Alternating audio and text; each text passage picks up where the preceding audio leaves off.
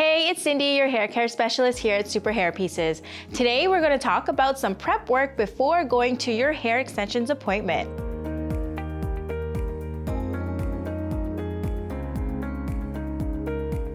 To have long-lasting results when wearing hair extensions, there are a few key tips to preparing your own hair before your next full set appointment. The day of the appointment, shampoo your hair. We recommend using a shampoo like the Sunshine shampoo, which is designed to clean both hair and skin while also helping to remove adhesive residue, if any. Rinse and repeat to ensure hair and scalp is clean. If you cannot wash your hair the day of your appointment, wash your hair at least the night before. Do not come to your appointment with 2-day-old unwashed hair. Otherwise, you may be charged extra for a wash service and/or added time to your service.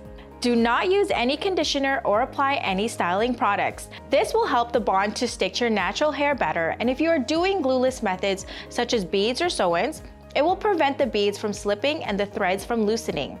Next, make sure your hair is completely dry and tangle-free. This will shorten the time at the salon. If you have wavy hair, you can also straighten it before your appointment for an effortless attachment.